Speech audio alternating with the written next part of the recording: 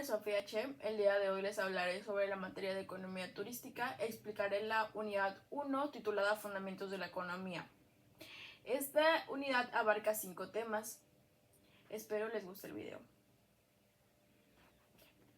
Como primer tema tenemos la definición de economía. Quiero empezar explicando que la definición de economía es la ciencia que estudia cómo las personas y la sociedad deciden utilizar sus recursos escasos para satisfacer sus necesidades. Como primer subtema tenemos la etimología. ¿Qué es la etimología? La etimología es el origen de las palabras, es su razón de ser. La palabra economía proviene del griego oikos, que significa casa, y nomos, que significa administración. En pocas palabras, la economía es la administración de los recursos del lugar. Como segundo subtema tenemos a los agentes económicos, que son los actores de la toma de decisiones económicas, incluyen a las familias, las empresas y el gobierno. Un ejemplo de esto es que tú en tu casa tú decidas cómo gastar tu dinero, eso te convierte en un agente económico. Como tercer subtema tenemos a la economía abierta y cerrada. La economía abierta es aquella que interactúa con otros países, mientras que una economía cerrada no tiene recursos comerciales con el exterior. Como segundo tema tenemos la diferencia entre macroeconomía y microeconomía. La macroeconomía estudia la economía a nivel global o nacional. Se enfoca en el comportamiento de los agregados como el PIB, la inflación, el desempleo y las políticas gubernamentales que afectan a toda la economía. Por el contrario, la microeconomía se centra en el comportamiento de los individuos, las empresas y estudia cómo las decisiones de una sola empresa o un solo consumidor afectan la oferta y la demanda y los precios del mercado específicos. Pero todo esto, ¿cómo se relaciona la macroeconomía con la microeconomía? Aunque se enfocan en diferentes niveles de análisis, ambas están interconectadas. Las decisiones individuales de la microeconomía, como el consumo y inversión, influyen en los indicadores de macroeconómicos como el PIB y el empleo. Como tercer tema, tenemos varios subtemas claves que nos ayudan a entender un poco la economía. Como primer subtema tenemos a los agentes económicos. Estos son los actores que participan en la economía y toman decisiones, como ya platicamos. Los tres principales son los agentes del hogar, las empresas y el gobierno. Como segundo subtema tenemos los recursos escasos. Estos son aquellos que no son suficientes para satisfacer todas las necesidades y deseos de las personas. La escasez nos obliga a tomar decisiones sobre cómo utilizarlo de manera eficiente. Un ejemplo de esto es que el agua es potable. En algunas regiones es un recurso escaso, lo que significa que las personas deben tomar una decisión de cómo usarla, ya sea beberla, cocinar con ello, regar sus plantas o bañarse con ello. Esta escasez hace que el agua sea un bien valioso y que deba gestionarse con cuidado. Como tercer subtema tenemos el costo de oportunidad. El costo de oportunidad es la mejor alternativa que se sacrifica de tomar una decisión. En otras palabras, es lo que dejamos de hacer o tener para elegir otra opción. Supongamos que tú decides gastar tu dinero en un par de zapatos nuevos en lugar de ahorrarlo en un viaje. El costo de oportunidad de comprar los zapatos es el viaje que podrías haber realizado. Cada decisión que tomamos tiene un costo de oportunidad. Como cuarto subtema tenemos a la clasificación de los bienes. Son 3 tipos de bienes. Empezaremos con el bien de consumo. Son los productos que compramos para satisfacer necesidades o deseos inmediatos. Pueden ser bienes duraderos como un celular o un coche, o no duraderos como comida o productos de limpieza. En pocas palabras, son bienes que usamos directamente a nuestra vida diaria. Como segundo bien tenemos el bien intermediario. Estos son los que no se consumen directamente, sino que se utilizan para producir otros bienes. Por ejemplo, la harina para hacer pan o componentes electrónicos para fabricar teléfonos. Como último bien tenemos el bien de capital. Son los bienes que las empresas utilizan para producir otros bienes o servicios. No son consumidos directamente por el público, sino que ayudan en la creación de productos fines. Un ejemplo de ello podrían ser las maquinarias, fábricas o herramientas. Como quinto subtema tenemos la especialización. Ocurre cuando las personas o empresas se enfocan en una actividad particular en la que son más eficientes. Esto aumenta la productividad y permite a los agentes económicos aprovechar al máximo sus habilidades. Un ejemplo de especialización es que un chef especializado en la pastelería se concentre en esa sola área para que pueda mejorar sus habilidades y ofrecer productos de mejor calidad. Esto también permite al restaurante ofrecer una variedad más amplia de platillos. Como último subtema tenemos el intercambio. Es el proceso mediante el cual las personas o las empresas comercializan bienes y servicios. Este intercambio es fundamental para la economía, ya que permite a las personas obtener lo que necesitan o lo que desean. Como cuarto tema tenemos a los factores de producción.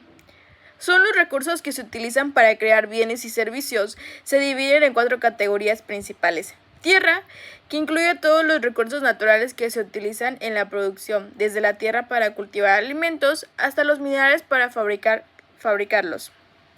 Trabajo. El trabajo se refiere al esfuerzo humano involucrado en la producción. Los trabajadores, desde los agricultores hasta los ingenieros, son esenciales. Capital.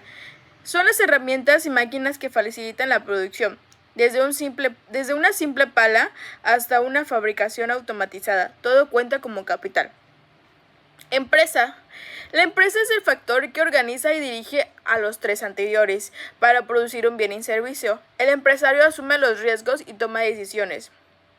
Actualmente, de igual manera, contamos con un quinto factor, que es la tecnología. Aún no se ha agregado como tal, pero ya lo empezamos a utilizar para crear bienes y servicios. Como primer subtema tenemos la función de producción. Es la relación entre los insumos utilizados y la cantidad de bienes producidos. En otras palabras, nos muestra cómo los recursos se convierten en productos. Un ejemplo es una panadería necesita harina, agua y tiempo para producir pan. La función de producción muestra cómo estos insumos se convierten en el producto final. De igual manera, de este lado les dejaré la fórmula para que nos vayamos guiando de cómo es la función de una producción. Como tercer subtema, tenemos la ley de rendimientos marginales decrecientes.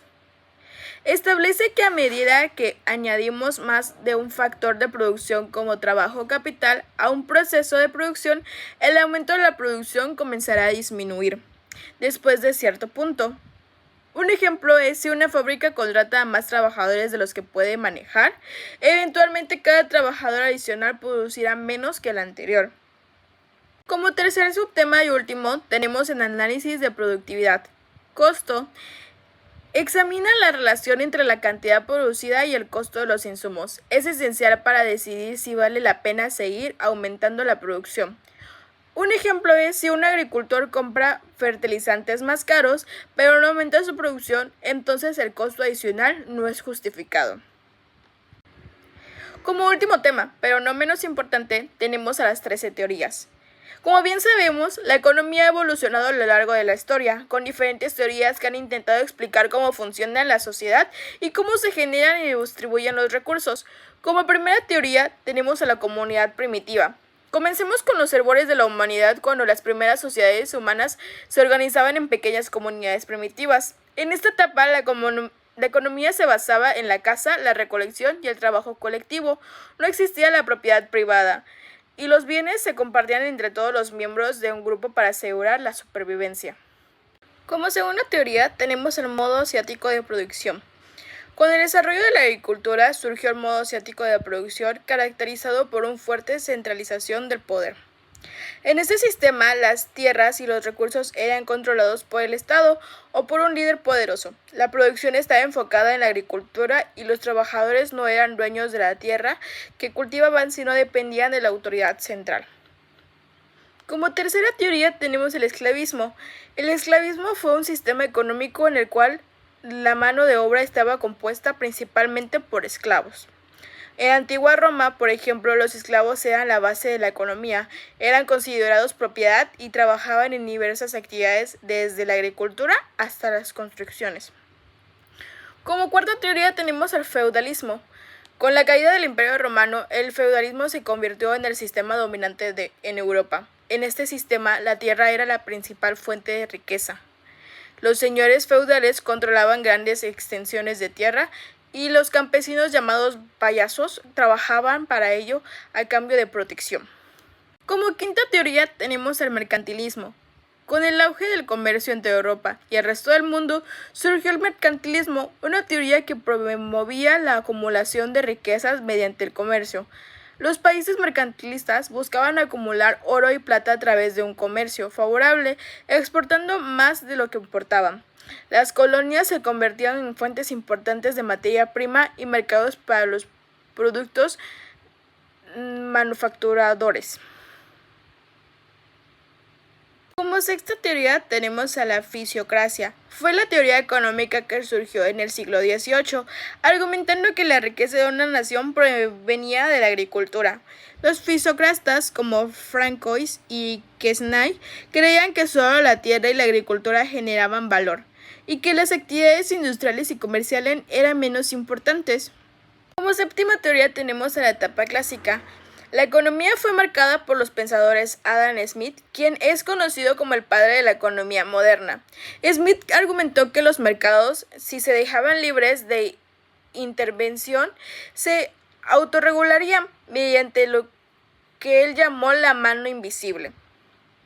La competencia y la búsqueda de interés personal, según él, conducirían al bienestar general. Como octava teoría tenemos al marxismo. Karl Marx, en contraste crítico del capitalismo, propuso una teoría económica basada en la lucha de clases. Para Marx, la historia de la humanidad es la historia de la lucha entre clases opresoras y oprimidas. Propuso una sociedad sin clase, donde los medios de producción fueran propiedades de todos. Como novena etapa tenemos a la neoclásica.